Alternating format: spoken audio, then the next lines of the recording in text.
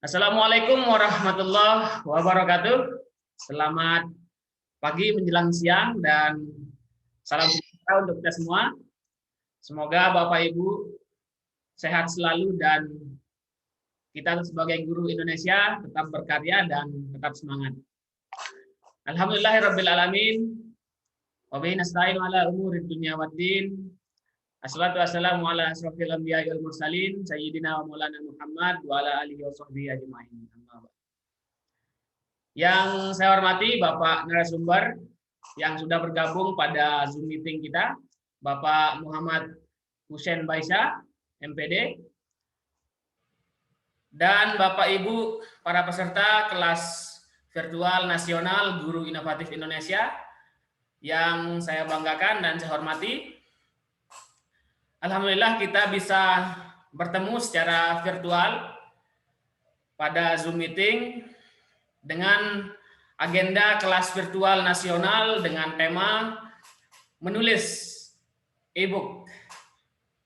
Ini adalah agenda kedua kita pada bulan Juni ini, yaitu di mana agenda pertama kita kemarin terkait dengan menulis artikel populer, dan agenda kedua kita pada bulan ini yaitu menulis electronic book. Untuk sama-sama agar acara kita lebih barokah, kita buka acara ini dengan sama-sama melafazkan al-basmalah. Bismillah. Sebelumnya mohon maaf karena memang ada sedikit terkendala Zoom meeting dari pusat sana, ada sedikit maintenance. Akhirnya kegiatan kita agak sedikit diundur ke jam 9.00. Semoga Bapak Ibu masih tetap semangat dan insya Allah apa yang kita akan lakukan dan akan kita laksanakan pada pagi hari ini mendapat berkah dan bermanfaat bagi kita semua. Amin. Baik, untuk hari pertama atau sesi pada hari pertama ini kita akan coba membahas bagaimana e-book itu disusun. Tentu ketika kita ingin membuat sebuah buku elektronik, tentunya harus ada buku versi cetaknya terlebih dahulu atau versi manualnya terlebih dahulu. Nah, karena tidak akan mungkin kita akan membuat sebuah buku elektronik tanpa ada mengetahui terlebih dahulu seperti apa susunannya, kemudian apa jenis-jenis buku, kemudian bagaimana trik, kemudian sistematika penulisan buku dan sebagainya. Nah, itu terlebih dahulu akan kita coba perjelas dan kita akan bahas pada pagi hari ini. Kemudian setelah itu ketika kita sudah memiliki naskah ataupun teksnya, nah barulah kita akan bisa untuk menjadikan sebuah karya tersebut ataupun naskah tersebut menjadi buku elektronik. Tentu dengan proses-prosesnya sehingga nanti kita bisa ISBN-kan dan memiliki hak cipta terhadap buku elektronik tersebut. Baik, di Zoom sudah bergabung Bapak narasumber kita, Bapak Muhammad Hussein Baisha. Beliau adalah dosen di Prodi Teknologi Pendidikan dan Pembelajaran di Universitas Pendidikan Mandalika. Beliau sehari-hari dan aktif sebagai seorang penulis juga, kemudian di karya-karya beliau sudah sangat banyak sekali tentunya terkait dengan bidang penulisan dan publikasi. Oleh karena itu kita akan sama-sama menyimak dan sama-sama sharing dan diskusi terkait dengan menulis buku elektronik ini. Untuk waktu dan tempat saya persilahkan kepada Bapak Muhammad Hussein Baisha untuk menyampaikan materi dan waktu dan tempat saya persilahkan. Terima kasih Pak Dr. Muhammad Suhardi MPD. Saya buka dulu, saya share PPT saya.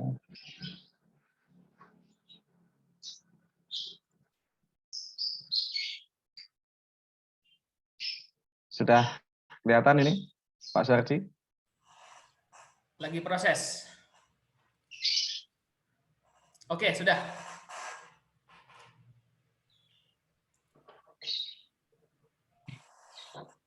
Bentar, ini masih menunggu loading.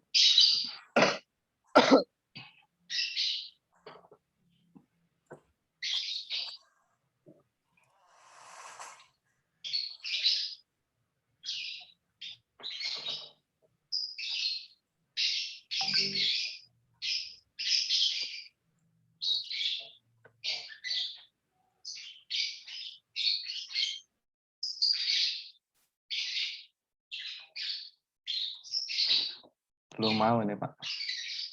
Saya stop dulu sebentar.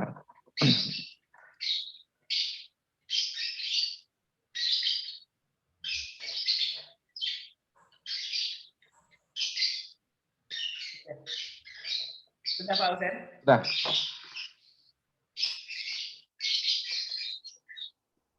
Tidak mau bergerak ini punya saya. Oh ya. Oke, bismillahirrahmanirrahim. Assalamualaikum warahmatullahi wabarakatuh.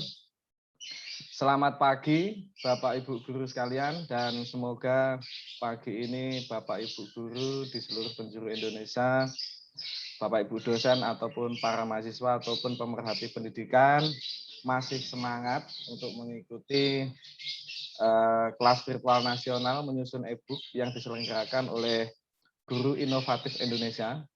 Dan terima kasih pada Pak Dr. Muhammad Soehardi beserta lembaganya sudah mempercayakan kami untuk berbagi pengetahuan. Perkenalkan, nama saya Husein Baisal. Tadi sudah diperkenal sama Pak Dokter bahwasannya saya mengajar di program studi teknologi pendidikan di Universitas Pendidikan Mandalika. Pada kesempatan kali ini kita akan mungkin bertemu terkait dengan menyusun e-book pada tanggal 12, 14, dan 15 Juni 2021. Saya rasa Bapak Ibu sekalian, Bapak Ibu guru yang mengikuti kelas virtual nasional ini adalah Bapak Ibu guru yang mau mengembangkan potensi dirinya melalui pengembangan diri yang diselenggarakan oleh Guru Inovatif Indonesia melalui kelas virtual nasional.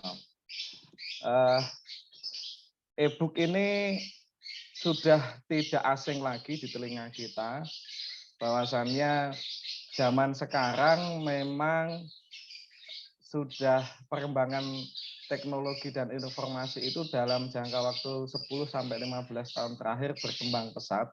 Makanya semuanya digital, tidak menutup kemungkinan juga di dalam dunia pendidikan akhirnya juga digital. Bahkan sekarang juga proses jual beli pun juga digital. Nah, memang buku itu menjadi sumber belajar di sekolah, baik untuk guru maupun siswa. Dan kami pun juga di perguruan tinggi juga sama, tetap buku itu menjadi sumber belajar yang bagus.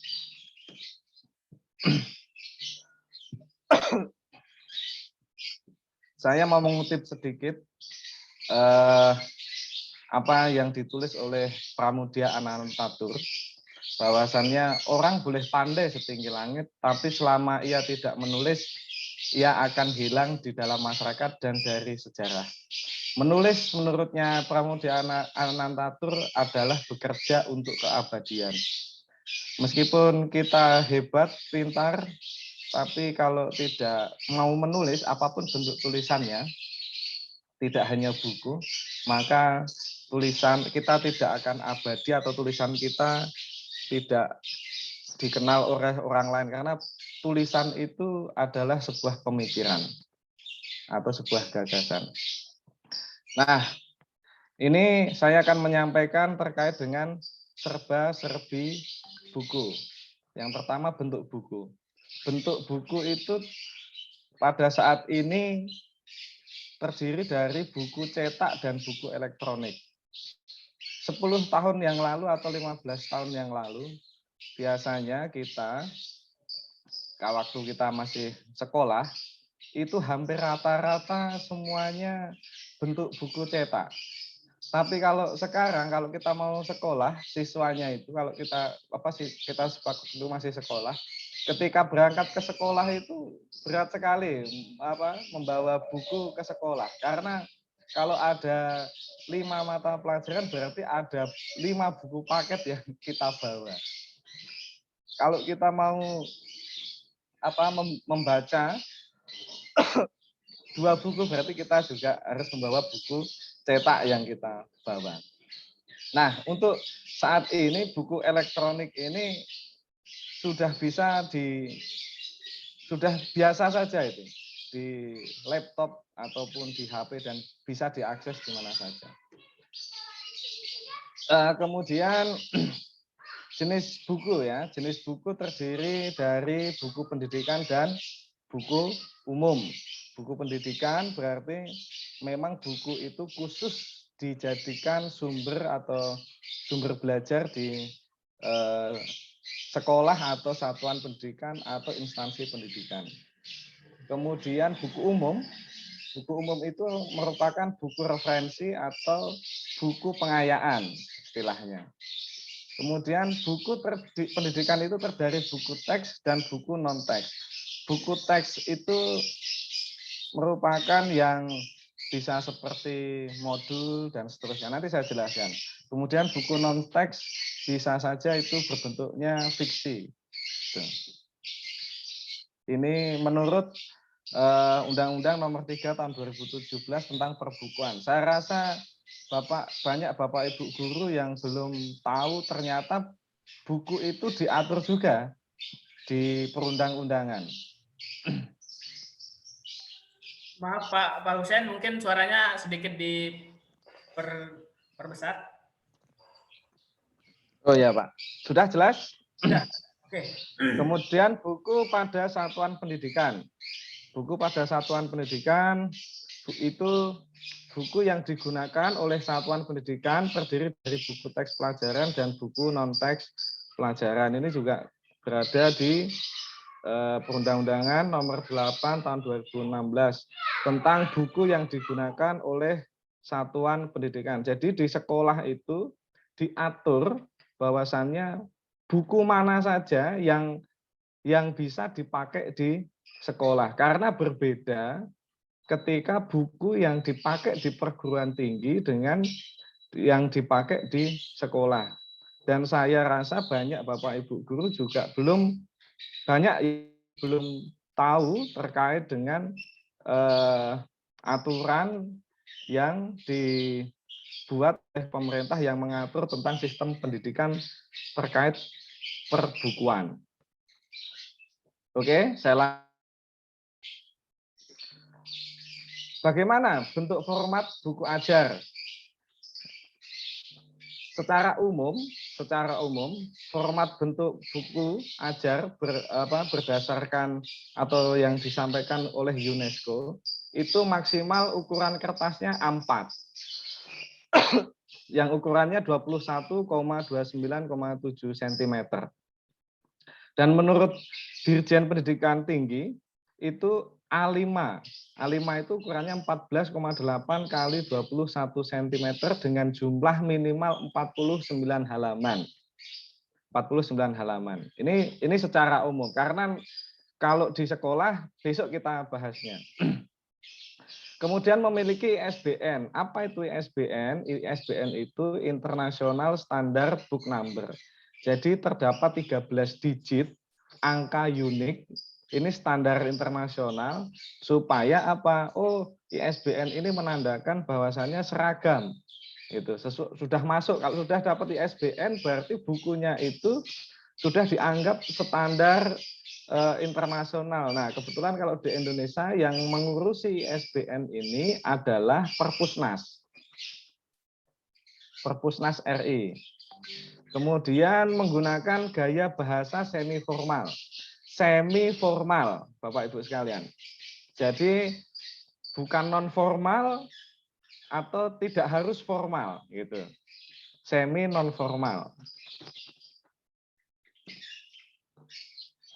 Kemudian struktur kalimat minimal SPOK. Jadi ada subjek, ada predikat, ada objek, ada keterangan sesuai dengan ejaan yang disempurnakan bahasa Indonesia. Kemudian ada TIU, TIK, dan kompetensi. Jadi ada tujuan umumnya, tujuan khususnya, kemudian di situ juga disampaikan setelah membaca buku itu apa nanti yang pembacanya itu mendapatkan kompetensi atau buku itu memberikan informasi terkait kompetensi-kompetensi yang mau disampaikan di buku itu, informasi itu. Kemudian disusun sesuai dengan rencana pembelajaran. Jadi kalau di sekolah ada RPP, ada silabus, ada apalagi RPP itu. Nah, kalau silabus itu kan ada SKKD, kalau kurikulum sekarang istilahnya KIKD. Kemudian di RPP itu dari awal sampai ke penilaian. Nah, itu sebagai acuan kalau Bapak Ibu guru sekalian mau menulis buku. Dan bisa saja juga Bapak Ibu yang melakukan penelitian tindakan kelas juga bisa digali lagi untuk disusun bisa menjadi sebuah buku. Kemudian menyertakan pendapat atau mengutip hasil penelitian pakar. Nah, ibaratnya buku itu karena kalau hasil penelitian pun juga sama, juga ada teori-teori sebelumnya atau kajian-kajian oleh para pakar terkait substansi yang ditulis pada buku atau yang mau kita tulis pada buku. Karena tidak mungkin kalau kita mau menggali informasi atau sebuah teori tidak ada pondasi dasar teorinya. Kemudian menggunakan catatan kaki atau catatan akhir atau daftar pustaka dan jika mungkin menyertakan indeks. Jadi untuk buku yang bagus memang baiknya ada catatan kaki atau catatan akhir, terus harus ada daftar pustaka dan menyertakan indeksasi. Jadi juga selain itu bisa saja glosarium gitu. Kemudian mengakomodasi hal-hal atau ide baru. Jadi tadi kalau selain dari pakar-pakar atau rujukan atau kajian, lebih baik lagi bahwasanya kalau penulis buku yang bersangkutan, penulis itu sendiri memiliki gagasan, ide-ide sesuai buah pemikirannya sendiri. Kemudian diterbitkan oleh penerbit yang kredibel. Ini contohnya saya kasih contoh saja, misalkan penerbit The Publish, kemudian Rosda Karya dan lain sebagainya itu, atau mungkin 3 Serangkai dan seterusnya. Yang memang penerbit yang kalau yang memiliki kredibel dia masuk di asosiasi penerbit nasional yang diakui oleh lembaga pemerintah. Kemudian tidak menyimpang dari falsafah NKRI, jadi berdasarkan dasar negara. Itu. Kemudian bagaimana penulisan naskah buku? Nah, baiknya setiap penulisan naskah buku pada setiap alinea berisi 1 pokok pikiran, ya, berisi 1 pokok pikiran. Kemudian menggunakan alinea yang pendek, tidak terlalu panjang sekali gitu. Kemudian menggunakan kalimat-kalimat pendek agar mudah diingat, 10-20 kata per kalimat. Menggunakan kalimat-kalimat pendek supaya mudah diingat. Kemudian setiap halaman dibuat menarik dan mudah diingat secara verbal maupun visual. Jadi terkadang kalau hanya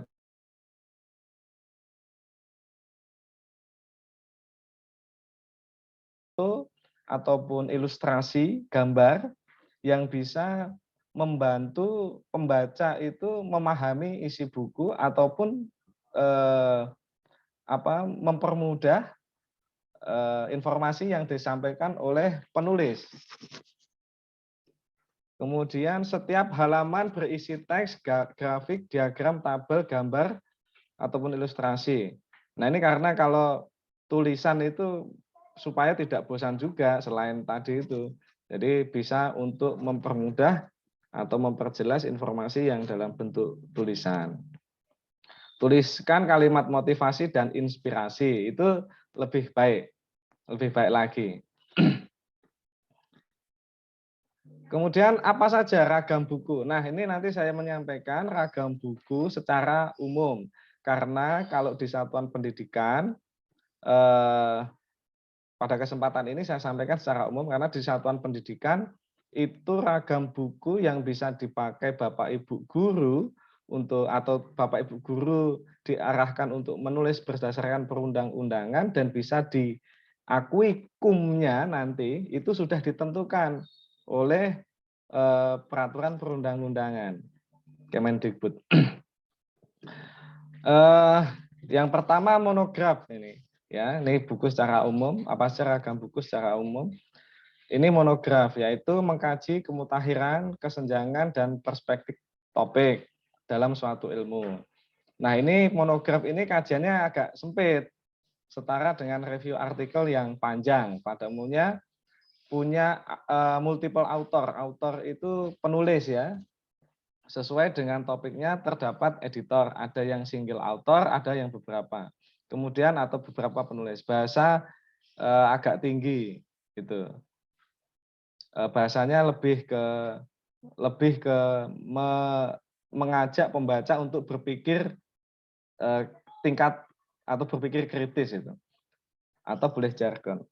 Kemudian buku referensi. Ini acuan kerja atau kajian profesional, rujukan kerja. Luas dibanding monograf. Detail sesuai dengan kebutuhan.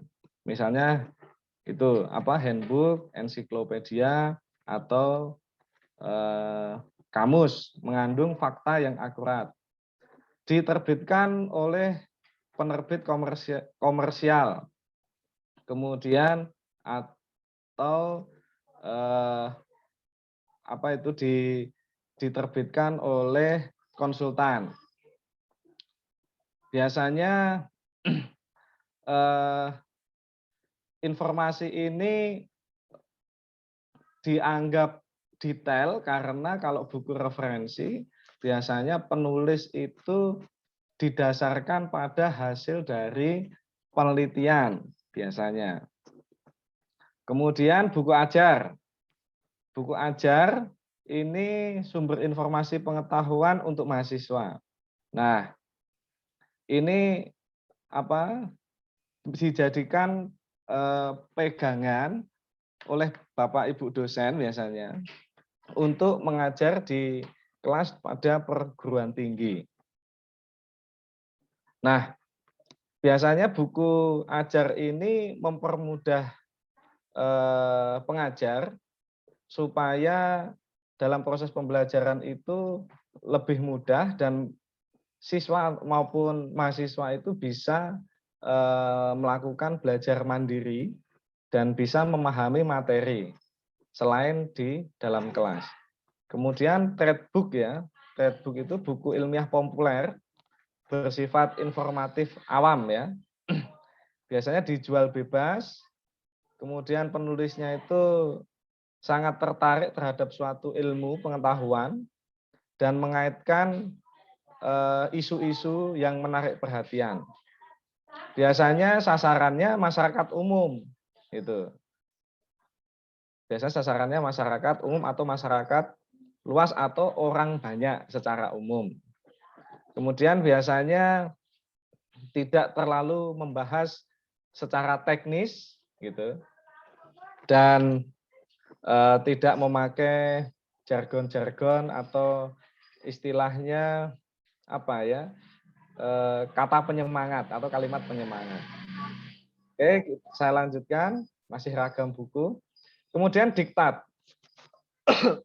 Diktat itu merupakan bahan ajar pada suatu mata kuliah maupun suatu mata pelajaran itu yang ditulis oleh pengajar yang mengajar di kelas atau guru juga bisa.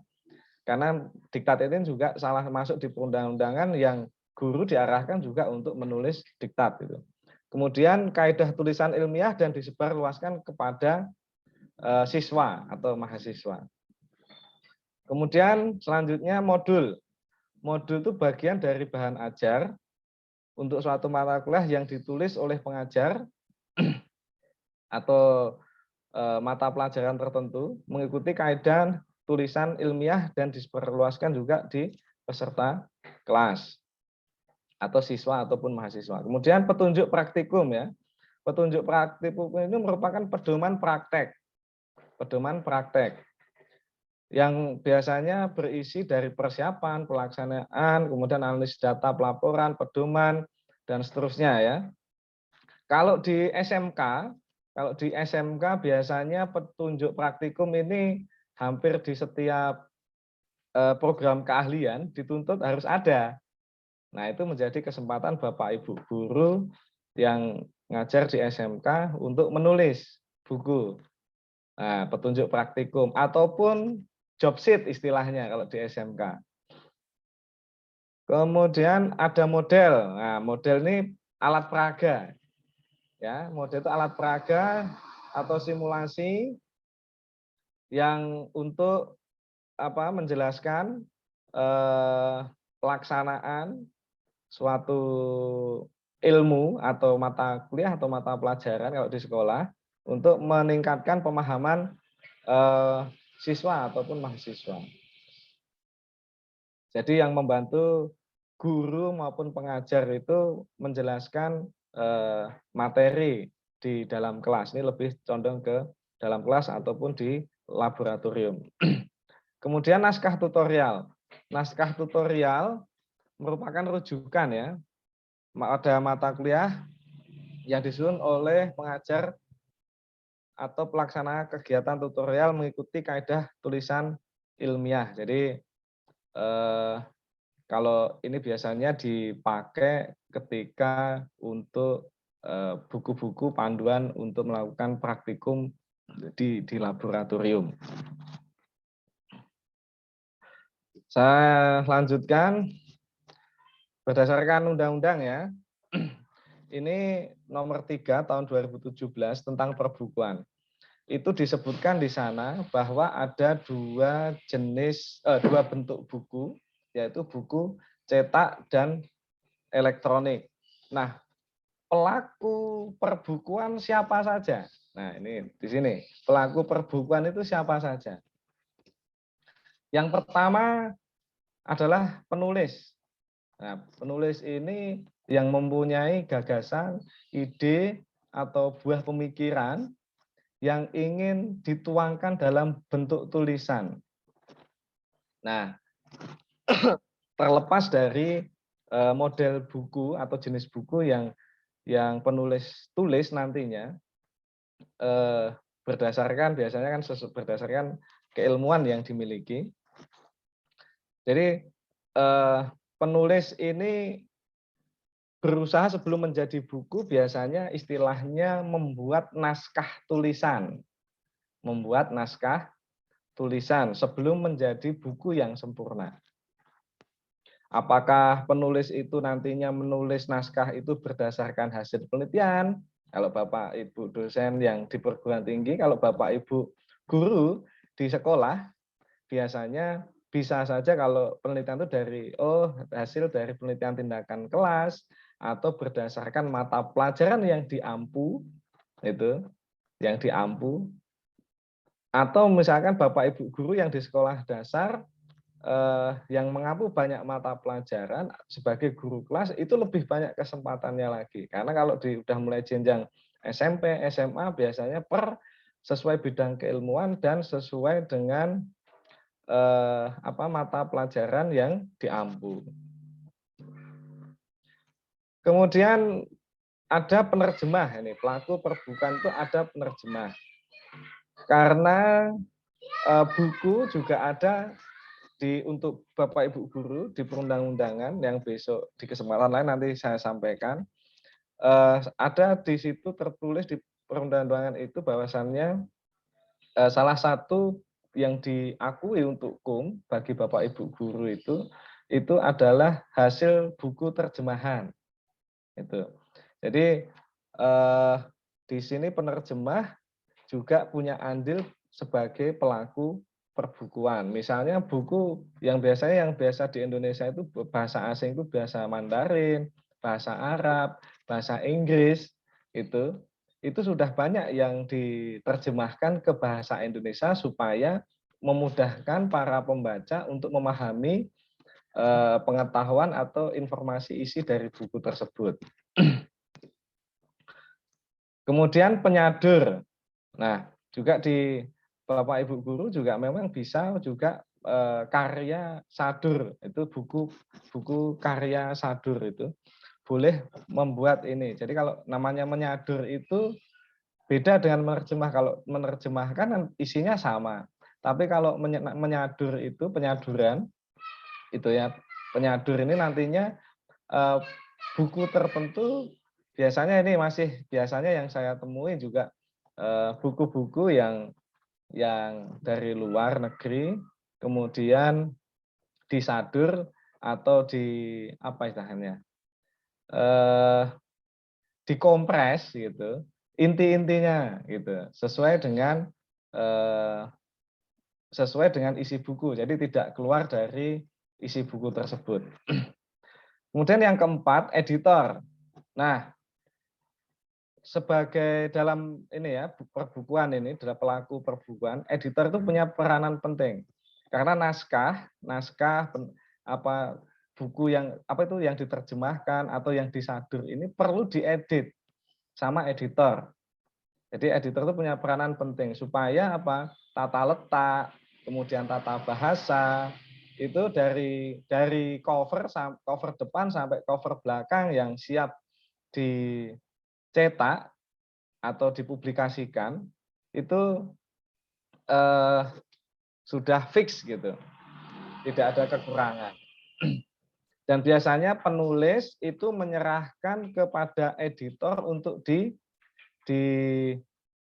dalam bentuk dummy. Dummy itu naskah yang belum jadi. Kemudian desainer.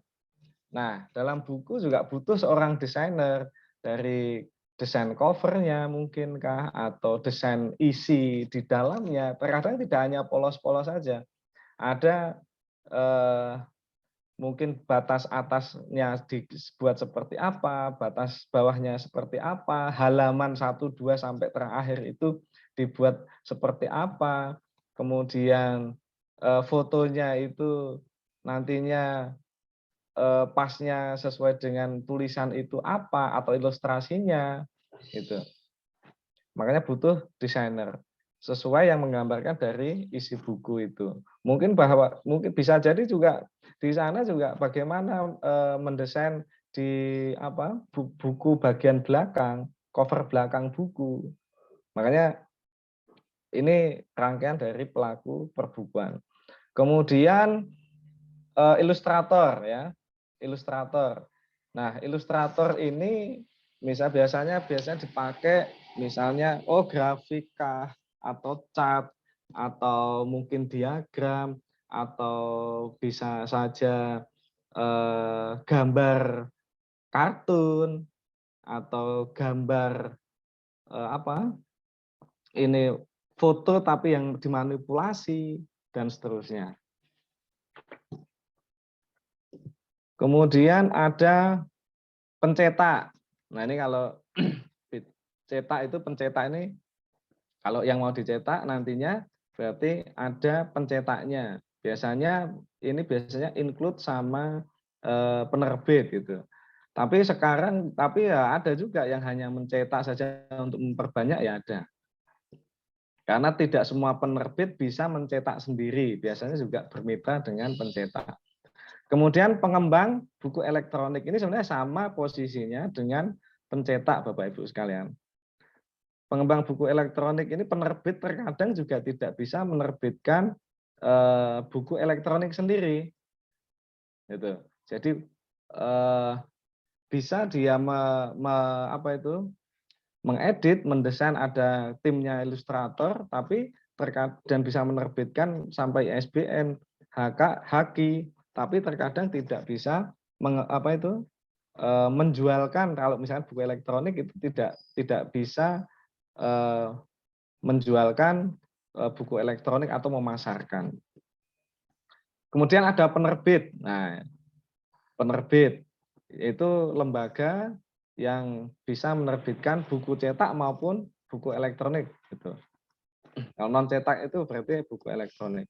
Kemudian pemasaran ya, toko buku ya. Toko buku ini juga sekarang juga tidak hanya yang offline, tapi juga toko buku itu juga sekarang banyak yang online juga. Jadi kalau hanya bisa menulis, kemudian hanya dikonsumsi sendiri sama penulis, atau tidak disebarluaskan, ibaratnya buku itu ya kurang bermakna, kurang bermanfaat gitu.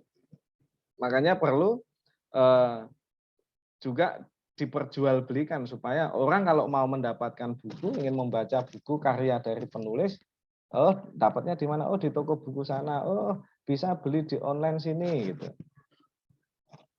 Ini rangkaian pelaku perbukuan yang tidak bisa dipisahkan, karena terkadang juga penerbit ini juga bermitra juga sama toko buku, karena belum tentu penerbit bisa menjualkan sendiri. Dan di lingkungan ini itu punya hak masyarakat untuk memonitor atau memberikan masukan nantinya kepada para pelaku perbukuan. Ada pemerintah daerah, kemudian ada pemerintah pusat. Ini merupakan sebuah lingkaran perbukuan atau sistem perbukuan yang diatur dalam perundang-undangan di nomor 3 tahun 2017 tentang perbukuan. Saya lanjutkan. Tadi saya sampaikan, nah sekarang apa itu buku elektronik atau biasanya e-book gitu kan. Ini berdasarkan Wikipedia. Berdasarkan Wikipedia, e-book dianggap versi buku elektronik yang diambil dari buku cetak tradisional. Jadi buku elektronik itu tahu-tahu tidak langsung nulisnya di komputer langsung terus semua diedit melewati perbukuan, tidak.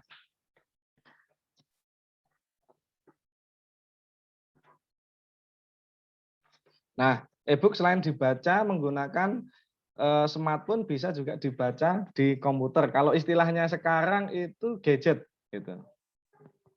Nah, sekarang kemudian menurutnya Oxford, buku elektronik itu buku yang bisa dilihat atau dibaca di sebuah komputer ataupun di sebuah perangkat elektronik, di mana buku itu tidak dicetak di atas kertas, tidak bisa dipegang oleh tangan, tidak dicetak di atas kertas. Kemudian berdasarkan Undang-Undang RI Nomor 3 2017, buku elektronik merupakan karya tulis yang berupa teks, gambar, audio, video, atau gabungan dari keseluruhan yang dipublikasikan dalam bentuk elektronik. Gitu. Ini menurut perundang-undangan. Kemudian apa fungsinya e-book? Nah, penting untuk di pandemi pada saat ini dan era melek digital. Jadi kalau istilahnya sekarang generasi milenial ya, dan memang teknologi perkembangannya sangat pesat, mau tidak mau juga akhirnya juga semuanya berbasis digital. Itu sebagai sarana pembelajaran fungsinya, kemudian media informasi, yang kemudian sebagai sarana promosi. Kok bisa menjadi sarana promosi, Pak? Ya, memang bisa menjadi sarana promosi ketika misalnya seseorang penulis, dia menulis sebuah buku, kemudian di sana dia menulis misalkan terkait dengan bidang keilmuan tertentu, misalnya, atau yang dibahas sesuatu misalnya. Misalnya contohnya pariwisata misalnya, atau misalnya sebuah bidang keilmuan, matematika biasanya dalam benak siswa banyakkan orang sulit. Ternyata kalau nulisnya bagus dan menyenangkan, jadi sarana promosi bidang keilmuan itu misalnya. Saya lanjutkan, apa tujuannya e-book? Ada banyak, tapi saya ambil 4 saja. bisa menyederhanakan pembuatan buku. Kemudian menghemat biaya penerbitan. Jadi tidak perlu mencetak banyak ya. Kemudian penyebaran bisa cepat. Jadi ibaratnya tinggal klik saja. Kemudian ada perlindungan e-book. Jadi e-book itu bisa kalau buku cetak bisa dibajak atau bisa dikopi atau bajakan gitu. Bajakan itu sama pencetak. Tempat cetakan atau orang yang punya niat untuk memperbanyak akhirnya rugi. Tapi kalau e-book ini biar bisa dikunci passwordnya, kemudian misalnya hanya pembeli saja yang bisa mengakses atau di open access atau di close access atau ditutup aksesnya itu. Jadi kelebihan e-book itu bisa diatur supaya tidak dibajak atau diperbanyak secara tidak resmi. Terus apa bedanya buku cetak dengan buku e-book? E-book ya. Buku cetak fisiknya dari kertas, kalau e-book dunia maya bisa diakses oleh gadget.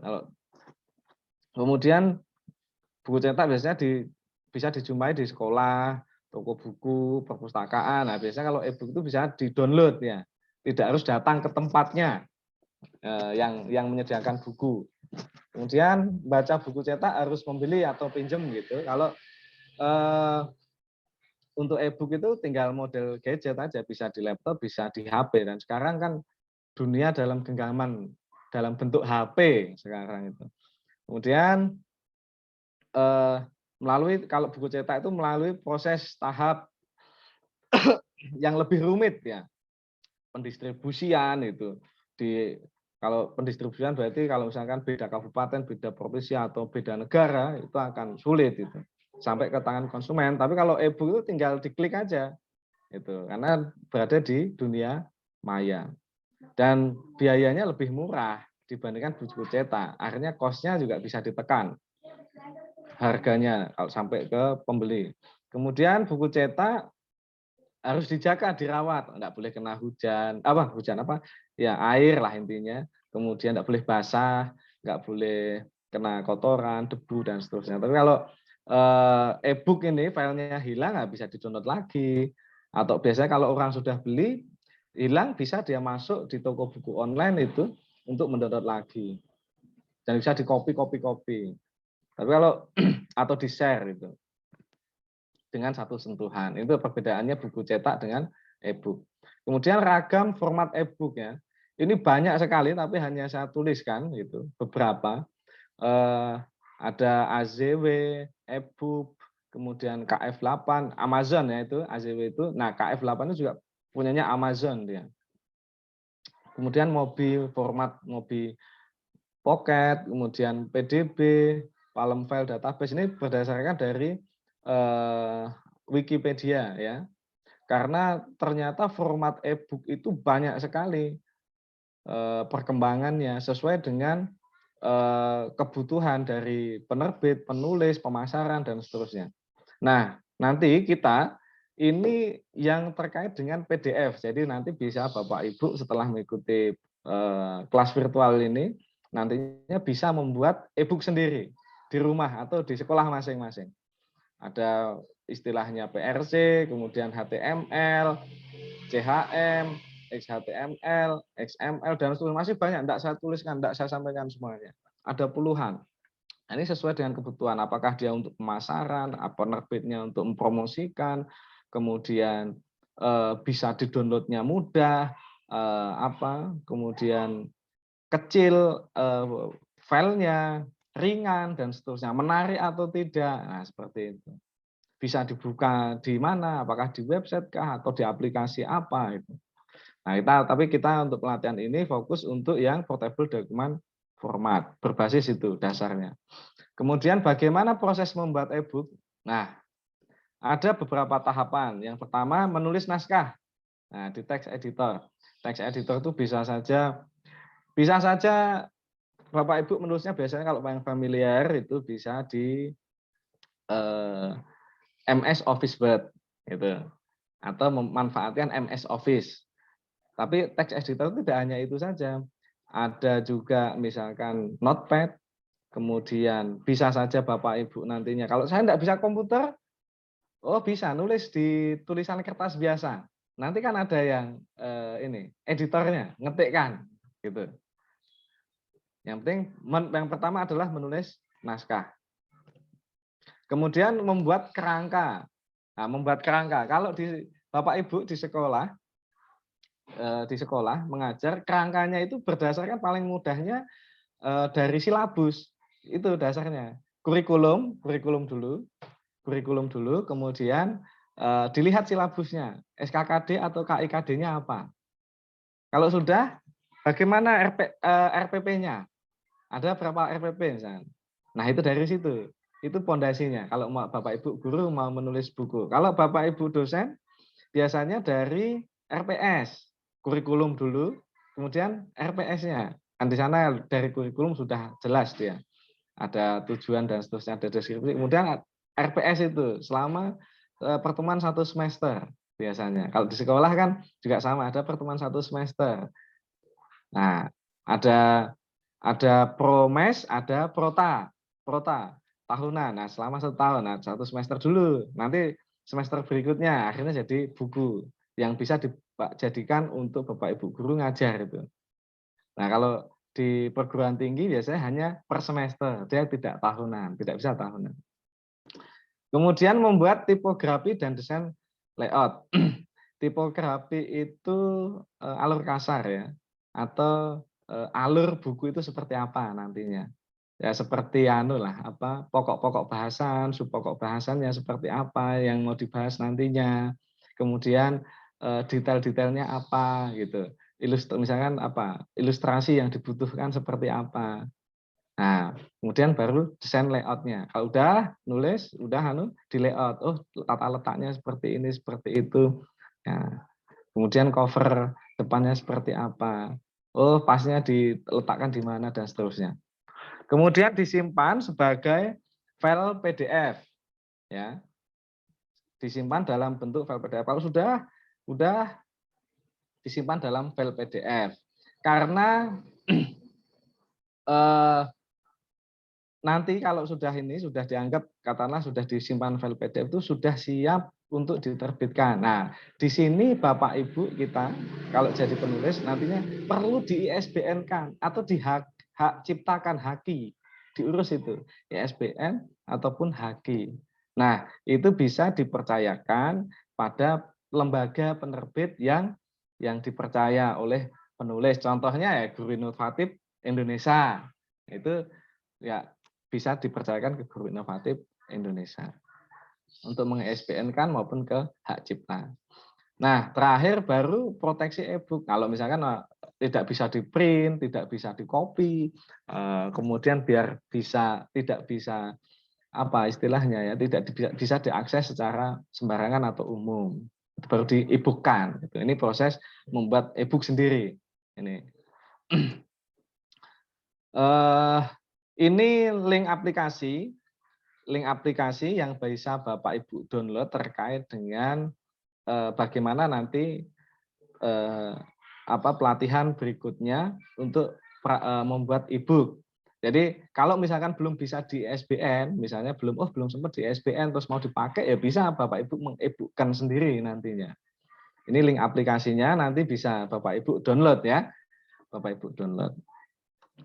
Saya kasihkan Word to PDF karena saya berpikiran tidak semua Bapak Ibu guru yang mengikuti pelatihan ini sudah pakai Windows terbaru. Kalau Windows terbaru itu kan Windows 10, kemudian aplikasi MS Office-nya 365.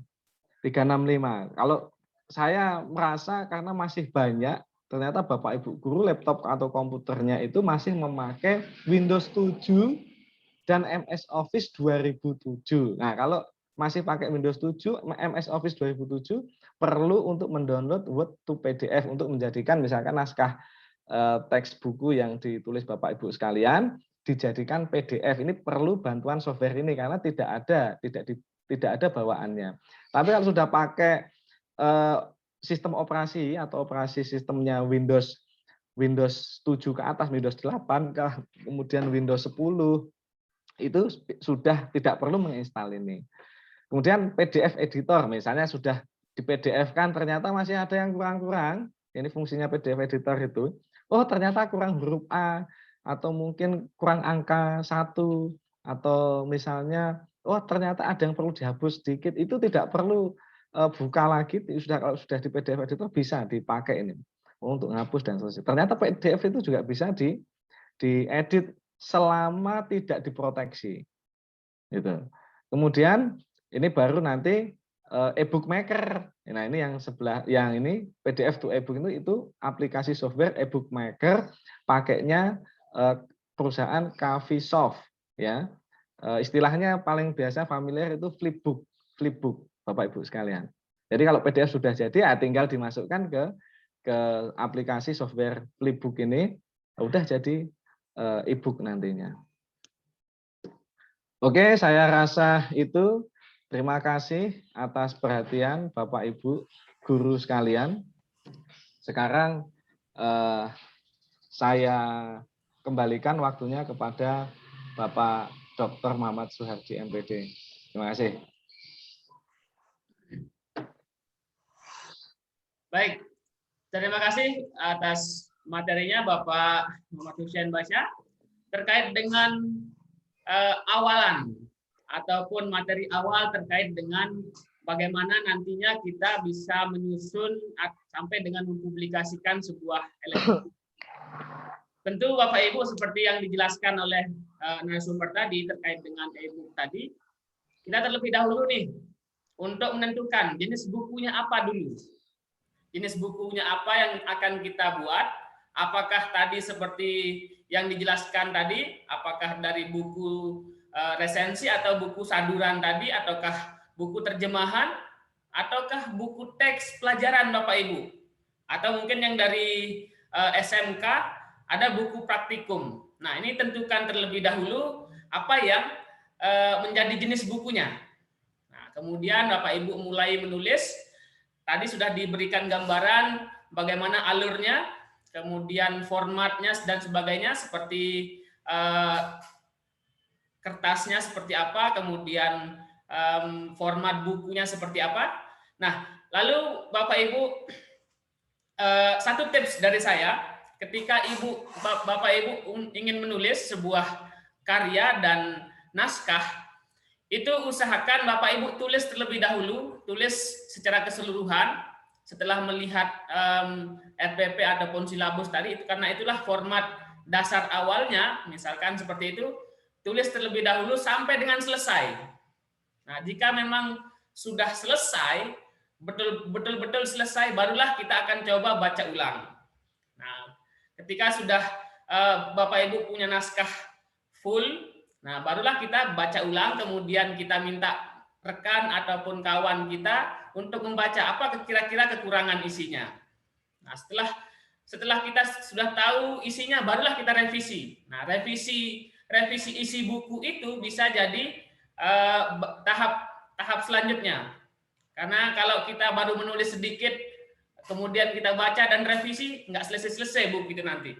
Nah, kurang lebih seperti itu Bapak Ibu. Dan untuk informasi, di kelas ini kami juga menerima Bapak Ibu jika Bapak Ibu punya naskah buku, apakah itu buku pelajaran, teks, ataupun jenis buku yang lain, kami akan fasilitasi untuk menerbitkannya dan mendapatkan ISBN buku. Seperti yang di kelas virtual artikel populer kemarin, beberapa sudah kami masukkan di website dan rencananya akan kita daftarkan di ISBN.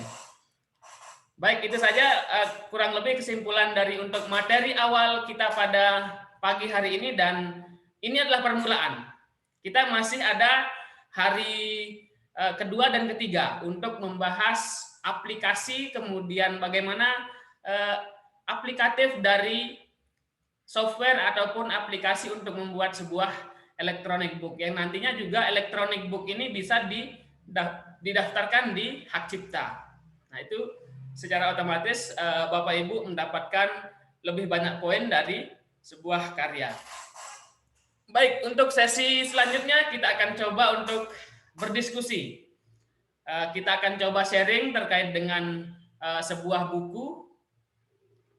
Kemudian kita akan coba diskusi, dan ini adalah jadi awal kita dalam sebuah karya. Jika memang Bapak Ibu belum memiliki sebuah buku ataupun karya tulis, kita akan coba fasilitasi dari awal di sini, dari kelas virtual nasional ini, dan kita akan coba untuk membuat sebuah karya dimulai dari buku tulisan, dan kita akan coba fasilitasi untuk publikasi. Sesi kedua kita akan diskusi. Silahkan Bapak Ibu yang ingin bertanya ataupun sharing terkait dengan materi kita, bisa Bapak Ibu raise hand di Zoom meeting. Kemudian saya akan bukakan mic-nya dan Bapak Ibu bisa menuliskan pertanyaan ataupun sharing diskusinya di kolom chatting Zoom. Silahkan, dan kita akan coba bahas kurang lebih sekitar 30 menit ke depan. Kita akan diskusi. Di Zoom meeting sudah ada beberapa yang angkat tangan dan sudah ada yang menuliskan pertanyaannya. Bapak narasumber mungkin bisa membaca dan melihat pertanyaan yang ada di kolom chatting.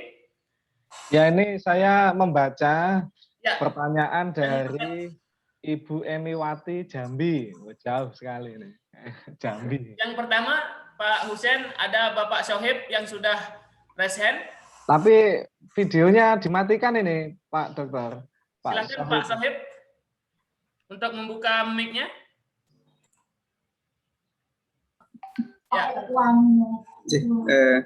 Terima kasih Bapak atas kesempatan yang diberikan. Alhamdulillah banyak hal yang kami dapatkan dari penjelasan dari Bapak narasumber tadi. Terus kemudian kami ingin bertanya, yang pertama terkait dengan, kebetulan kami guru SMP Bapak.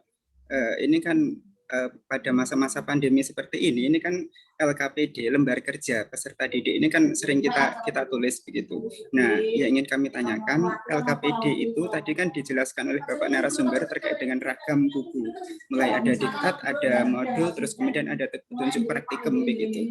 Nah, terus untuk LKPD ini apakah ini kalau misalkan nanti kita ajukan untuk penilaian PAK dan seterusnya, itu masuknya kemana Bapak? Apakah bisa begitu? Terus kemudian yang kedua, kami tertarik untuk memanfaatkan e-book ini karena memang kondisi saat ini kelihatannya memang mewajibkan kita, bukan mewajibkan, ya mengharuskan kita untuk berkolaborasi dengan teknologi. Nah, yang ingin kami tanyakan tadi kan di UU nomor 3 tahun 2017 itu bahwa e-book itu kan harus ada mencakup karya guru. Kurang lebih di situ dijelaskan bahwa dia berisi teks, juga berisi audio, juga berisi video. Nah, kami mohon nanti barangkali aplikasi yang digunakan di dalam penyusunan e-book ini, mohon kami diajari bagaimana untuk termasuk audio dan videonya juga kita masukkan di dalam e-book dan seterusnya Bapak. Terus kemudian tentang proteksi juga ini bagaimana prosedurnya proteksi dari e-book agar nanti tidak diambil oleh orang lain dan seterusnya, ini mohon nanti untuk kami dibantu. Terima kasih. Itu saja Pak Sohib. Enjih Bapak. Siap. Baik, silakan Pak Husen Basyad untuk menanggapi pertanyaan dari Pak Sohib langsung. Terkait yang pertama LKPD. LKPD ini saya mohon maaf Pak, saya kurang paham yang di sekolah kan, ngajarnya di kampus. LKPD ini sama dengan LKS tidak? LKPD ini lebih sama seperti LKS tetapi bentuknya elektronik. Oh, sepertinya kalau di peraturannya pemerintah tidak bisa Bapak, karena sudah ditentukan Bapak Ibu guru yang menulis buku nantinya ditentukan, oh buku ini, dan seterusnya. Misalnya kalau buku diktat itu bisa dikumkan, kemudian buku modul itu bisa dikumkan, kemudian praktikum itu bisa dikumkan. Jadi ada untuk Bapak Ibu sudah ditentukan. Di luar itu tidak bisa. Dan kami pun dosen juga misalkan menulis yang di situ yang berdasarkan perundang-undangan menulis yang ditulis Bapak Ibu guru tidak bisa dikirimkan ke kami, ke Bapak Ibu dosen. Tapi yang Bapak Ibu dosen tulis tidak semua bisa dikirimkan di Bapak Ibu guru gitu. Tidak bisa misalnya Bapak Ibu guru menulis sesuai dengan buku-buku yang diperuntukkan buat dosen tidak bisa dikirimkan oleh Bapak Ibu guru. Tidak semua maksudnya ya, tidak. Tapi ada sebagian kecil saja yang bisa. Jadi tidak sama antara buku yang di Bapak Ibu guru dengan Bapak Ibu dosen di perguruan tinggi. Itu tidak sama. Nah, itu nanti sesinya di besok, Pak. Saya jelaskan ya. Pak udah tidak sabar ini Mas Sohib. Terus pertanyaan kedua terkait dengan apa tadi, Pak? Yang kedua. Memasukkan video dan audio terhadap di LKP di elektronik di e-book ya. Di e-book aplikasi yang nanti yang kita pakai di pelatihan ini di kelas virtual Guru Inovatif Indonesia itu bisa memasukkan audio, video dan di perundang-undangan itu memang di sana masuk mau teks, dia mau bentuk gambar, mau bentuk audio maupun video ataupun dia dalam bentuk terpisah sendiri. Itu bisa dihakikan. Misalkan video saja bisa dihakikan. Kemudian audio saja bisa dihakikan.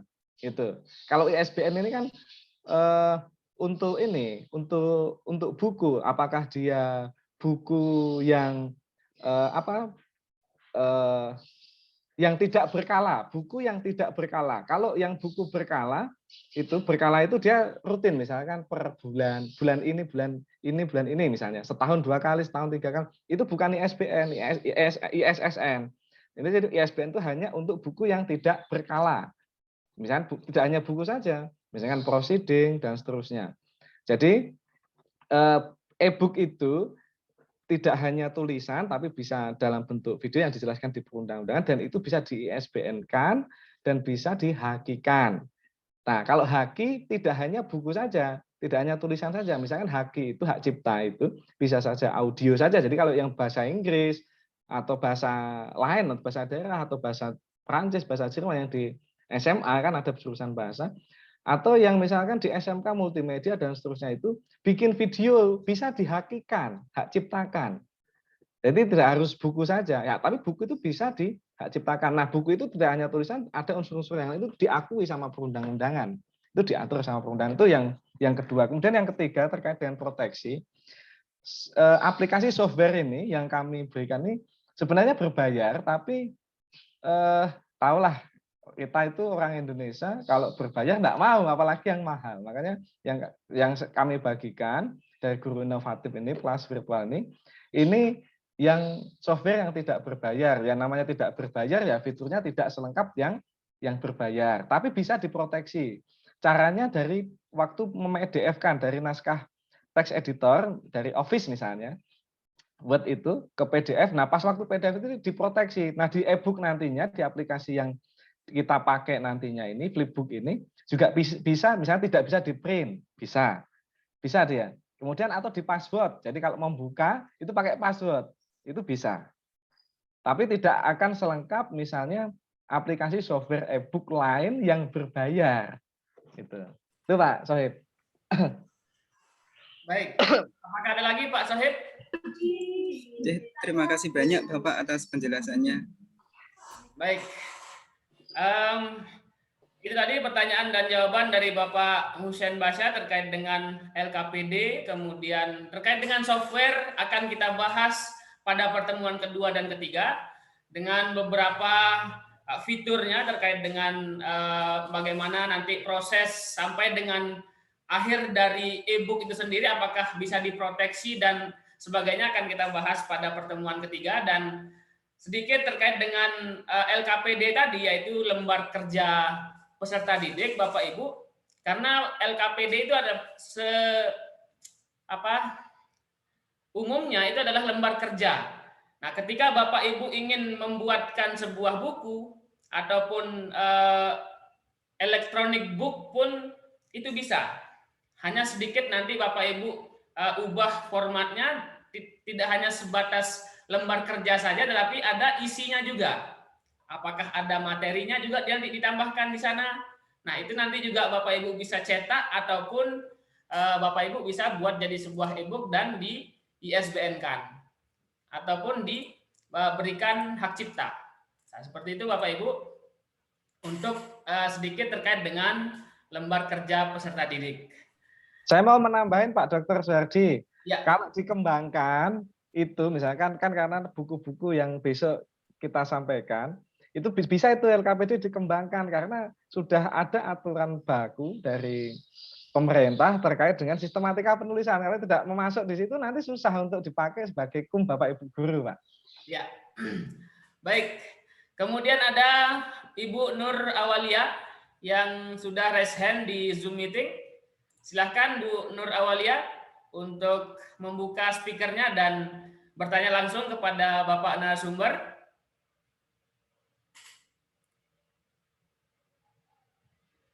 Silakan Bu Nur Awalia dibuka mic-nya. Ya, sudah.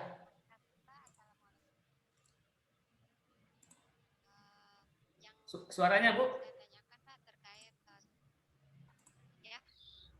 Suaranya diperbesar Bu.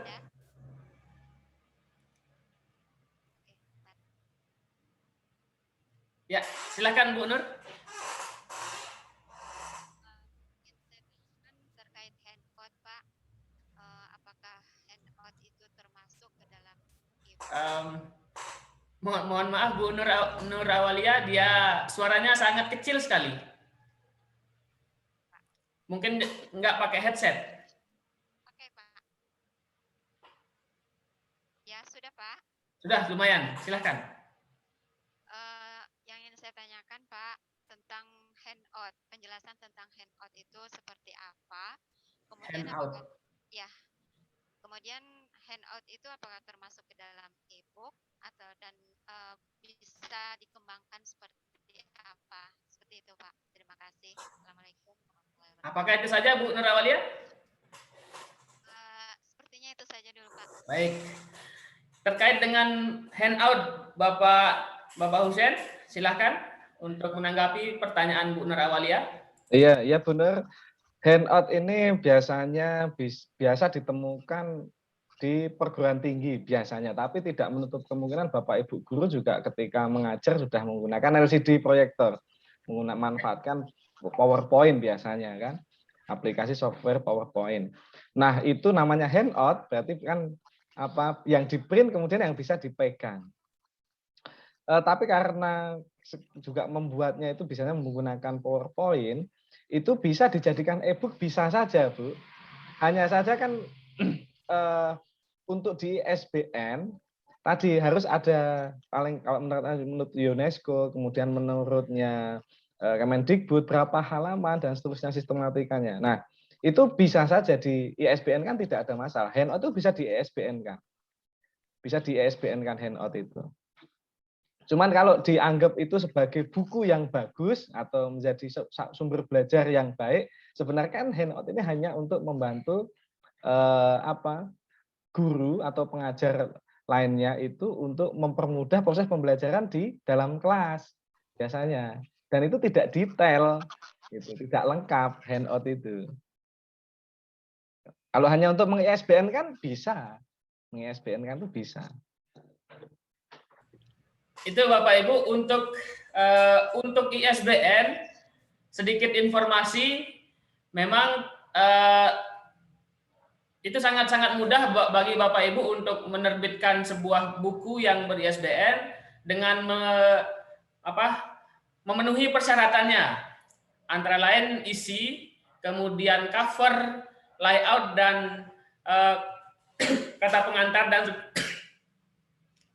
dan sebagainya, kemudian diserahkan ke penerbit untuk didaftarkan oleh ISBN. Nah, ISBN sendiri tidak bisa Bapak Ibu sendiri langsung yang mendaftar, akan tetapi itu penerbit yang memiliki hak untuk menerbitkan atau mengajukan ISBN di Perpusnas. Tadi yang ditanyakan Bu Nur itu Pak Suhardi, Bapak Ibu sekalian, bisa nggak di-e-bookkan tuh handout? Bisa sekali. Bapak Ibu nantinya punya handout, meng-e-bookkan sendiri setelah mengikuti ini bisa, pasti bisa. Gitu. Baik, Saya akan ke chatting Pak Husen. Ini ada terkait dengan pertanyaan Bu Weli Analia. Apakah ada persyaratan khusus yang dipenuhi dalam mendesain cover buku untuk layak sebar atau layak edar? Ini saya kebetulan juga sering mendesain. Sebenarnya desain itu tidak ada pakemnya. Tidak ada pakemnya. Cuman dia ada aturan-aturan mendesain.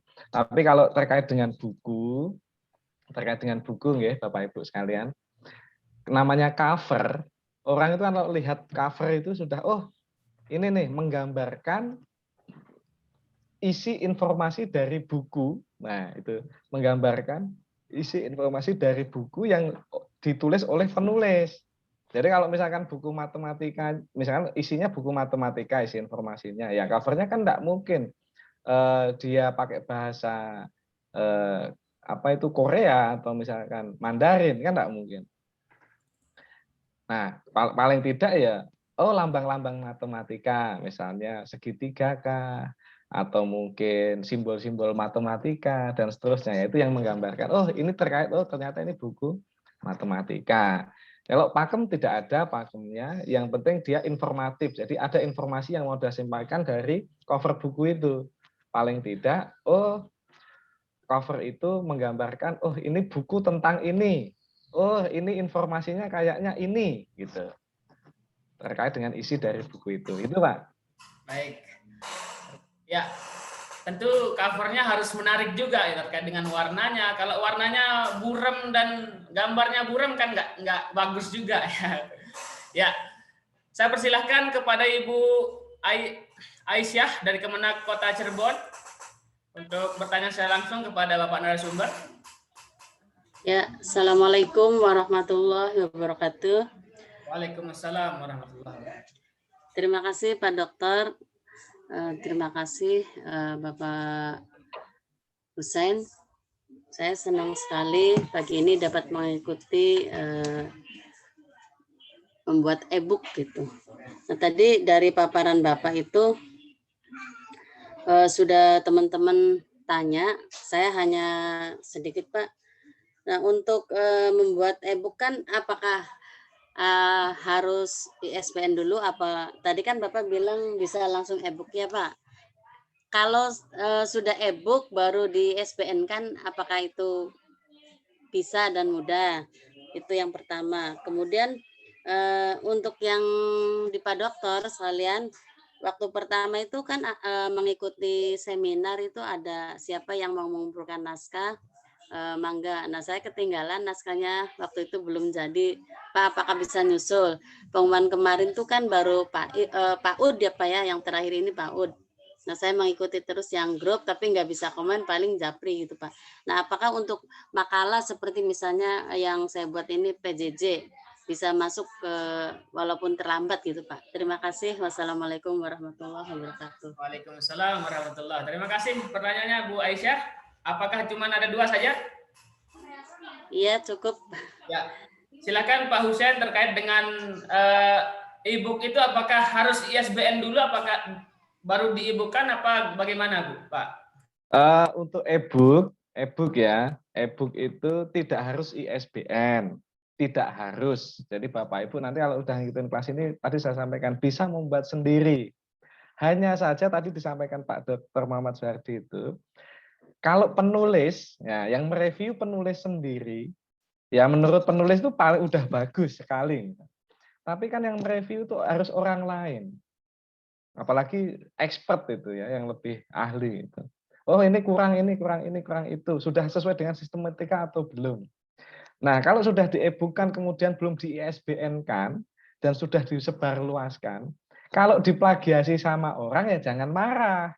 Gitu. Kecuali hanya untuk kalangan tertentu ya, hanya untuk mengajar di kelas, muridnya sendiri disampaikan hanya untuk kalangan sendiri. Gitu misalnya.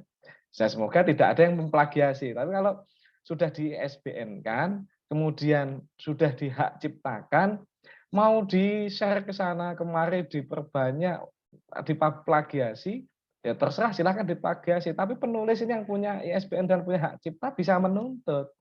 Tapi kalau tidak ISBN tidak hak cipta, diplagiasi orang, diganti namanya, misalkan Bu Aisyah yang nulis, kemudian diganti nama saya, ya enggak bisa marah, karena belum di ISBN ataupun dihakikan. Ternyata saya ganti namanya di cover itu, terus saya yang meng-ISBN kan dan hak ciptakan, ya enggak bisa nuntut apa-apa Ibu. Secara hukum kan begitu. Nah, kalau pertanyaan kedua dan ketiga nanti Pak Suwardi yang menjawab. Baik, kalau yang dari pelatihan pertama yang artikel populer, silahkan jika memang masih ada Bapak Ibu yang mungkin kemarin terlambat bisa WA ke saya. Saya akan coba untuk mereview tulisan Bapak Ibu dan kita akan publikasi di media elektronik dan kita akan coba untuk ISBN-kan karya Bapak Ibu. Silakan Bu Aisyah nanti japri ke saya. Baik, itu pertanyaan dari Bu Aisyah. Kemudian saya silakan kepada Pak Ihsan LPMP. Boleh saya sebentar Pak, saya jeda ini menjawab punya pertanyaan yang ditulisan ini Pak. Cuman sebentar aja ini. Silakan. Saya menjawab punyanya Bu Emiwati Jambi. Boleh tidak buku saya yang sudah terbit dalam edisi cetak dan sudah dipasarkan kemudian saya jadikan buku elektronik? Sangat boleh. Sangat boleh. Dan bisa misalnya bagi bermitra itu sama penjual toko online yang menjual buku secara online. Itu lebih bagus lagi. Pemasarannya double antara cetak sama online. Itu tadi ini yang. Terus untuk proteksi e-book ini ada yang bertanya Ibu Weli, Analia. Untuk proteksi e-book apa tipsnya Pak narasumber?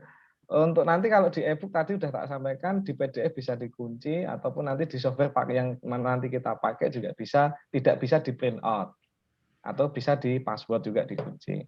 Itu aja dulu. Nanti silahkan tanya secara live. Baik, silahkan saya persilahkan Pak Ihsan dari LPMP Sumatera Selatan. Terima kasih. Bismillahirrahmanirrahim. Assalamualaikum warahmatullahi wabarakatuh. Waalaikumsalam warahmatullahi. Terima kasih Pak Dokter yang telah memberikan kesempatan kepada kami. Mohon maaf ini kameranya kurang jelas. Saya Ihsan dari LPMP Sumatera Selatan. Terima kasih sudah bisa mengikuti kegiatan ini dan diawali dengan awal seminar ya tempo hari. Alhamdulillah sudah dapat sertifikatnya. Nah, menarik sekali yang dibahas hari ini yaitu mengenai e-book ya. Ini sedang memang dibutuhkan sekali pengetahuan ini untuk ke depan karena memang di era pandemi ini ya. Saya itu kadang-kadang masalah istilah ini Pak.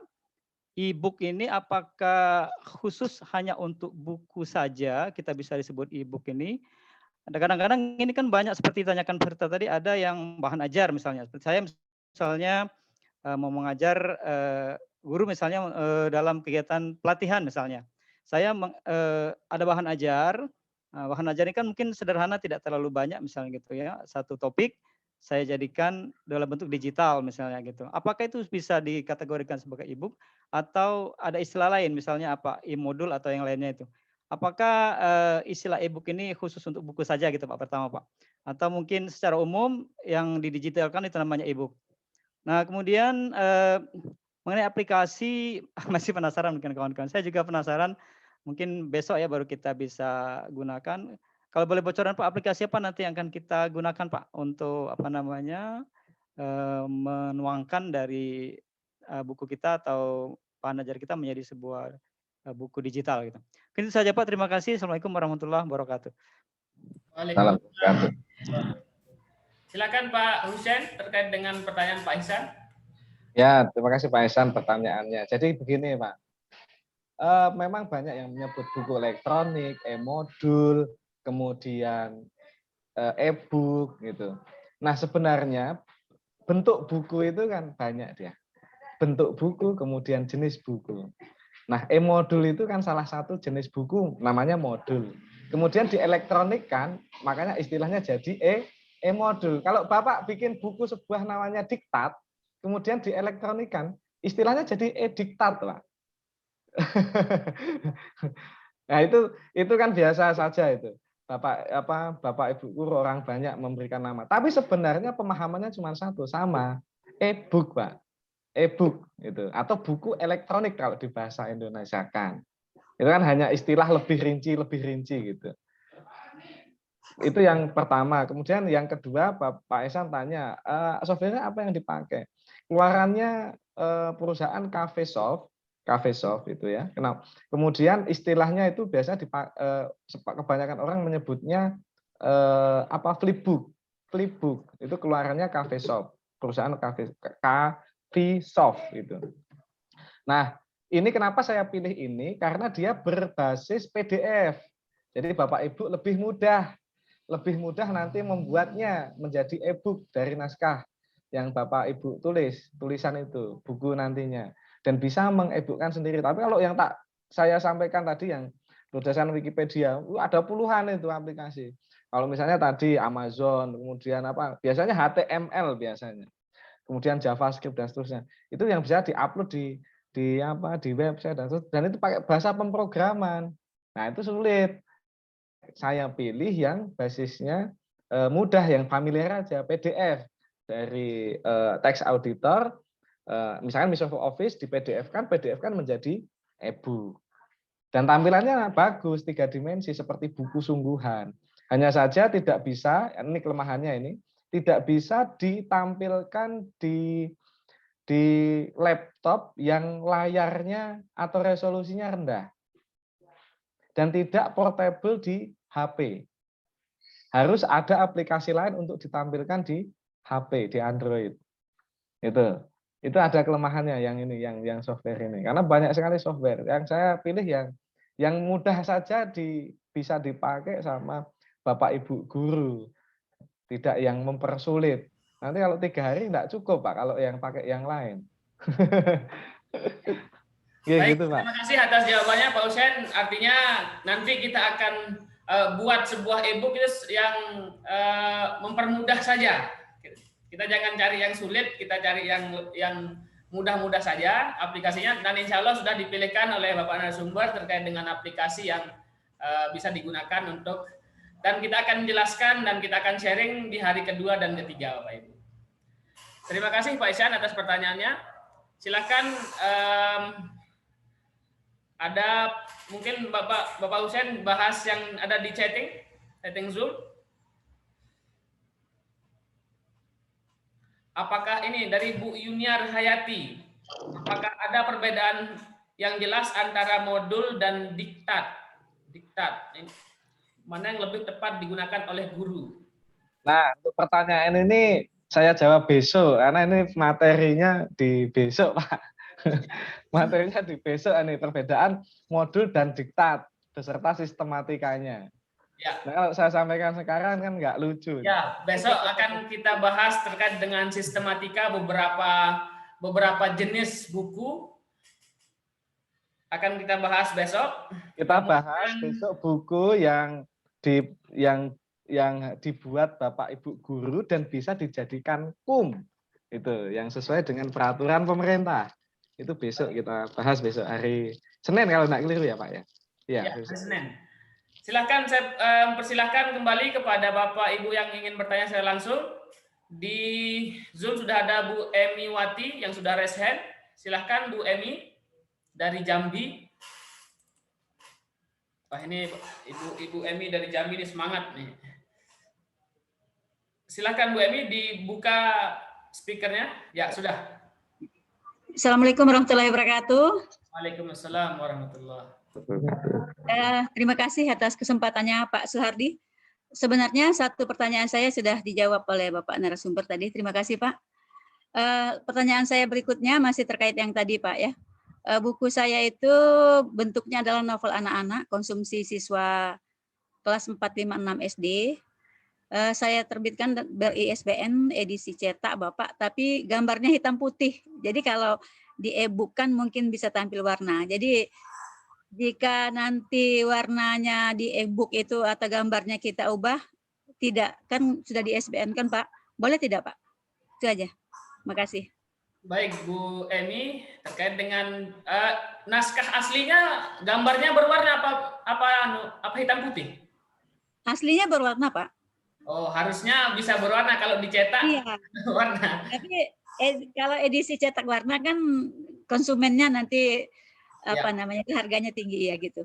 Itu aja Pak. Silakan Pak Husen untuk di e-book apakah bisa berwarna jadinya buku yang selama filenya asli yang bentuk PDF itu filenya asli berwarna Bu, di e-book kan tetap berwarna. Tapi kalau filenya Ibu punya fotonya hitam putih, kalau diwarnakan berarti butuh proses lagi dia. Itu pun pasti tidak bisa mendekati apa warna hitam putih ke berwarna, itu tidak akan senatural atau seaslinya waktu ngambil gambar atau foto yang warna. Tapi kalau sudah berwarna ya tinggal di konvertkan ke e-book aja, tetap dia berwarna. Ya, seperti itu Bu Emi. Nanti di e-book akan jadi warna juga. Iya. File Pak, satu lagi Pak. Speakernya Bu Emi.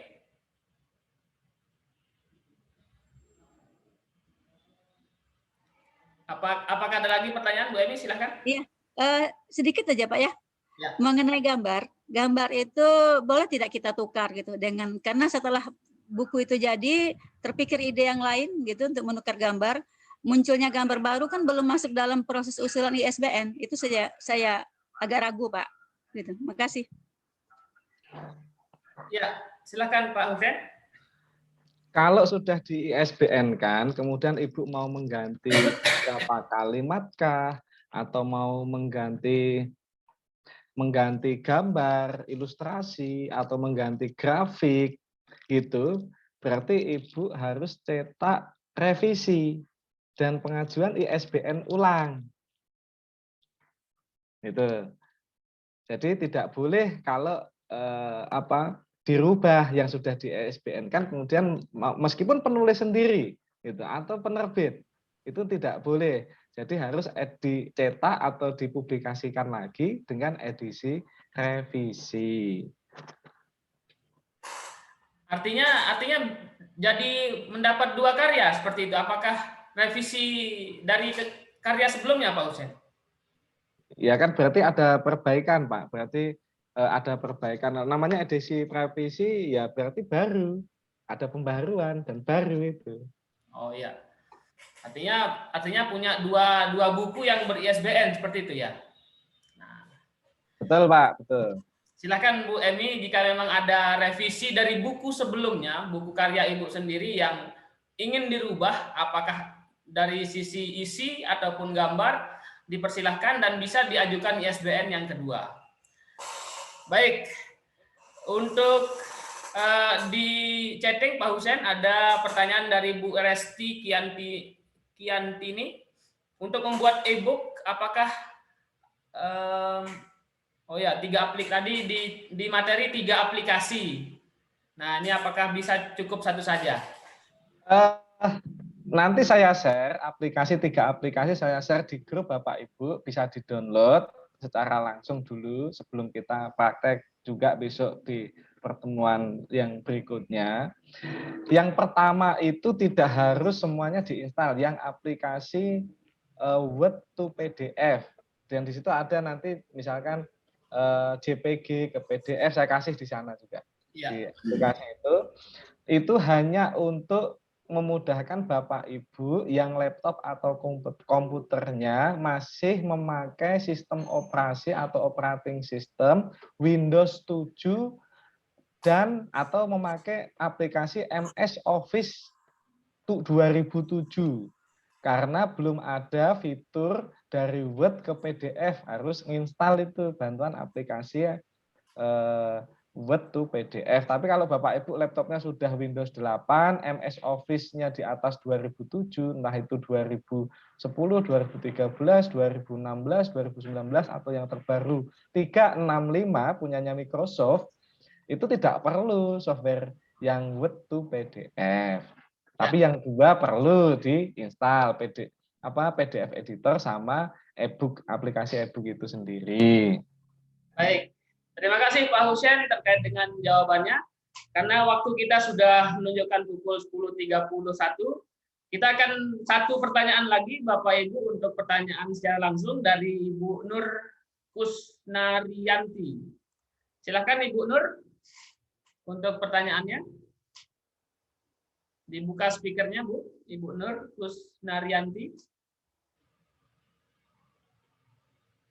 atau Ibu Salwa? Ibu Salwa Rezeki. Oke, Silakan Bu Salwa.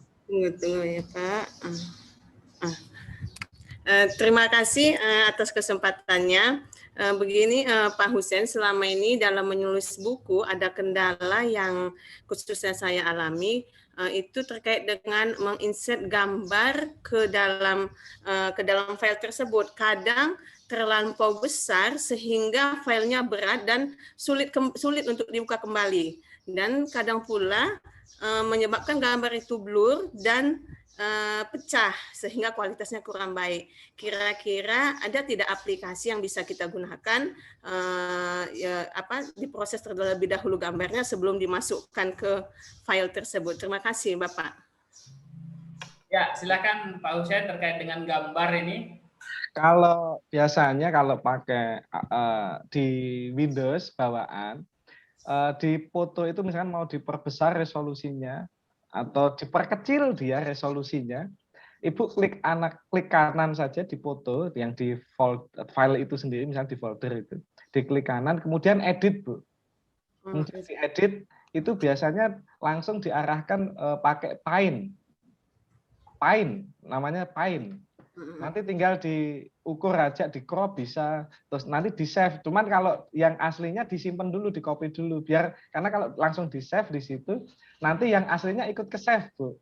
Tinggal jadi langsung di itu, lebih baik di copy dulu mana yang mau diedit gitu. Tapi kalau Ibu mau pakai apa, misalkan yang lebih bagus lagi ya bisa pakai Photoshop, bisa Corel, tapi memang agak rumit. Dan ini informasi Pak, saya baca, kalau di sini ada Bapak Ibu dosen, ada Bapak Ibu guru. Pemerintah itu kalau Bapak Ibu mau, apalagi Bapak Ibu dosen, Bapak Ibu guru mau menulis buku sebenarnya, banyak hibah di situ untuk dapat uang itu. Banyak hibah.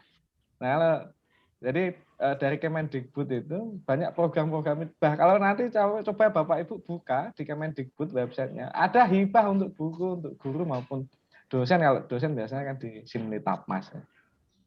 Baik. Baik, terima kasih atas nanti untuk praktisnya Bu Salwa, untuk terkait dengan gambar dan sebagainya akan praktisnya di hari kedua dan ketiga ketika kita praktek bagaimana kita insert gambar, video dan audio mungkin di sebuah buku itu bisa kita akan lihat langsung nanti Bu. Ya, kurang lebih seperti itu Bapak Ibu. Karena waktu kita sudah lewat dari pukul 10.30, kita akan akhiri pada jam ini. Dan untuk pertanyaan Bapak Ibu yang ada di chatting ataupun di yang belum terfasilitasi pada hari ini, kita akan coba bahas di WA Group. Dan Bapak Ibu, kita akan bertemu di hari kedua dan ketiga pada hari Senin dan Selasa di jam yang sama. Kita akan bertemu dan tetap diskusi Bapak Ibu di WA Group. Jika ada pertanyaan ataupun diskusi yang bisa kita lakukan di WA, silahkan Bapak Ibu bertanya dan narasumber sudah ada dan bersama kita di WA Group tersebut. Bapak Ibu bisa pergunakan fasilitas tersebut untuk diskusi dengan narasumber di WA Group tersebut. Baik, akhir kata untuk pertemuan kita hari ini kita akan cukupkan. Kemudian jangan lupa Bapak Ibu untuk membuat berkarya, apakah itu bentuknya artikel populer, kemudian artikel ilmiah, kemudian yang terbaru adalah sebuah buku. Silahkan kami dari Guru Inovatif akan fasilitasi terkait dengan pelatihan sampai dengan penerbitan dari karya Bapak Ibu. Baik, itu saja Bapak narasumber, Bapak Husen dan Bapak Ibu peserta Guru Kelas Virtual Nasional Guru Inovatif Indonesia. Kami akhiri sekian. Assalamualaikum warahmatullahi wabarakatuh dan tetap berkarya Bapak Ibu. Ya, terima kasih. Wassalamualaikum warahmatullahi wabarakatuh.